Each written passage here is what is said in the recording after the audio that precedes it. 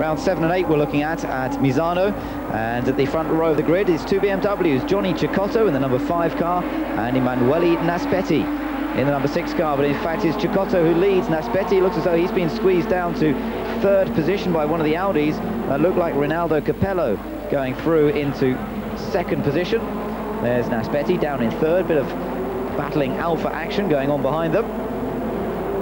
And we go on board with Ivan Muller. He's in 4th place, the second of the Audi drivers, last year's French touring car champion, who no doubt is quite happy to be out of the rather depleted French series and into a good competitive Italian championship with Audi this year. So Johnny Cecotto, who raced in the UK last year, the Venezuelan up front, Rinaldo Capello in 2nd place. Giovanardi is putting a bit of an attack on Ivan Muller in the other Audi. Giovanardi in the red Alfa Romeo number 3, very experienced in the Italian touring car championship. But at the moment, Johnny Cecotto looking very strong indeed.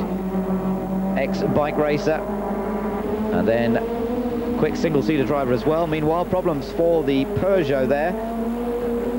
That's Lorenzi in the number 54 car. So he's out of the action. Meanwhile, Cecotto still leads from Naspetti in 2nd now, Capello back in 3rd, Muller in 4th, and Fabrizio Giovanardi in 5th place.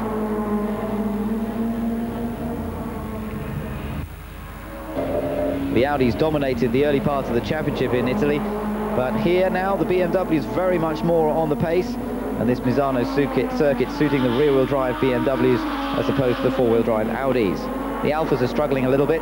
Giovanardi down in 5th place, Colciago in 6th position in the number 56 car. Colciago having switched from Opel last year to one of the Alphas this season.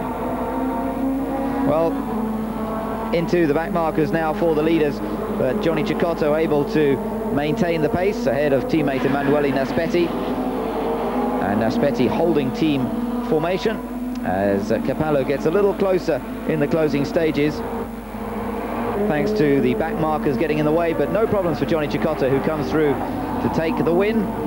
Naspetti in 2nd place. Capello, the championship leader in the Audi, takes 3rd. So delight for BMW, and preparations for race 2. Race number 2 then, and away we go. And again, it's the BMWs up front, but this time it's a better start from Emanuele Naspetti, who leads into the first corner ahead of Cecotto. The two Audis getting in there as well. And then in the background, we've got the rest of the field. Privateer Peugeot of Giancarlo Buzzi at the back. He's battling away. Bits of bodywork being ripped off his car already. And Naspetti leads from Cecotto. The two BMWs having reversed the order that we saw in the first race. Meanwhile, behind them, Ivan Muller is coming under pressure from Giovanardi once again. In fact, no, it's Colciago in the number 56 car, so Roberto Colciago making a better start than Giovanardi. This is Giovanardi now on board with him, going past the Peugeot, but just a lap or so later, Giovanardi would be into the pits, a problem with his right front tyre, and obviously putting him out of the action effectively. Buzzi's Peugeot will also have to go out of the race after this contact. You can see he's spilling petrol as well, so not exactly helping his cause any.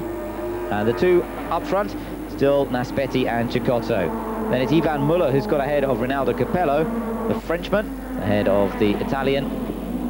And this, the battle going on. This on board with Capello, the championship leader in the number 1 Audi. So the two teams in formation here, really. And indeed, Cecotto now flashing at Naspetti to say, come on, let me through. I'm the leader in the championship. Well, not the leader, but I have the most points between us in the championship, and team orders coming into play. So Cecotto goes ahead of Naspetti. Cecotto still some way behind Capello in the championship, but still with some races to go, he's got a reasonable chance if he keeps getting results like this. Battles further back in the field. And the leaders now catching up with the back markers, and that causes a few problems for Naspetti, making contact with one of the slower cars, Sam Battero, and indeed somebody else in trouble.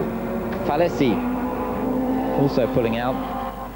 Luigi Falesi in the Alfa, major problems for him. No problems for Johnny Cecotto though, and this means he's going to be able to close up the championship gap a little bit as he comes through to take his 2nd win of the day here at Missano. Certainly suited the BMWs well. Naspetti finishes 2nd, Muller 3rd, and Capello 4th.